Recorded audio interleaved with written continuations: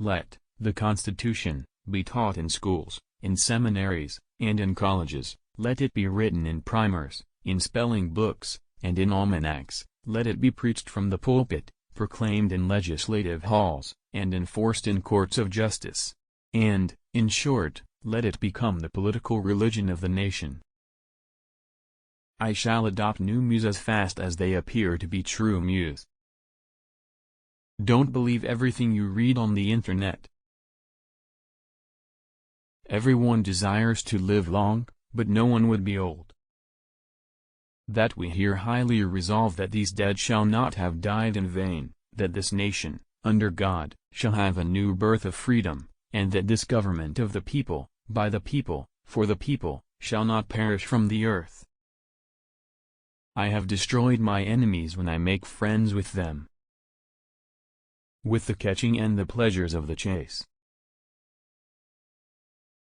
I have never had a feeling politically that did not spring from the sentiments embodied in the Declaration of Independence, February 22, 1861. You can have no conflict, without being yourselves the aggressors. The inclination to share thoughts with one another is probably an original impulse of our nature.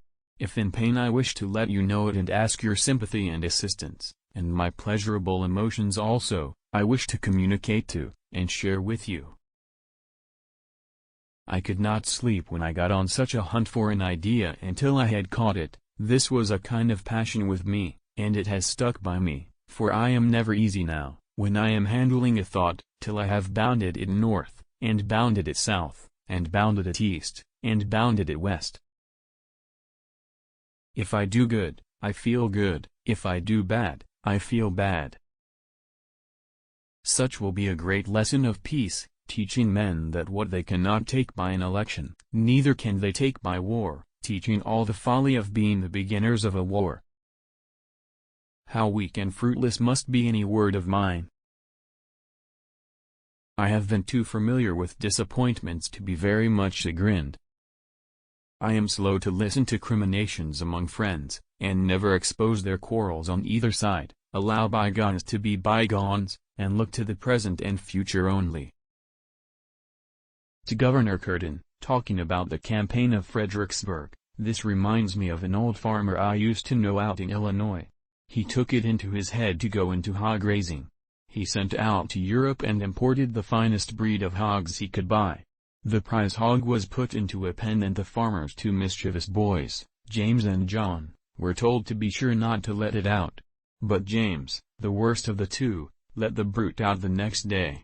The hog went straight for the boys and drove John up a tree. Then the hog went for the boys, and drove John up a tree. Then the hog went for the seat of James' trousers, and the only way the boy could save himself was by holding on to the hog's tail. The hog would not give up his hunt, nor the boy his hold. After they had made a good many circles around the tree, the boy's courage began to give out, and he shouted to his brother, "I say, John, come down quickly and help me let go of this hog." Now, Governor, that is exactly my case. I wish someone would come and help me let the hog go.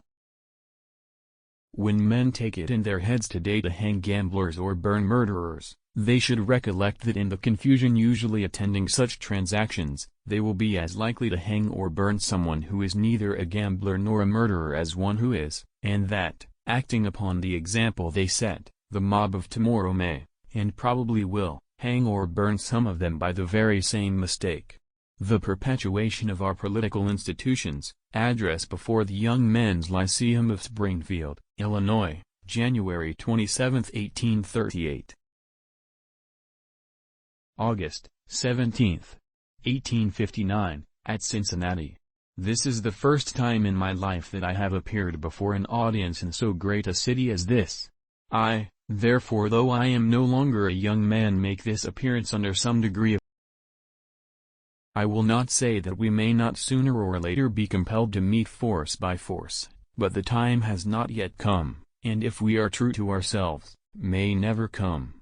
Do not mistake that the ballot is stronger than the bullet.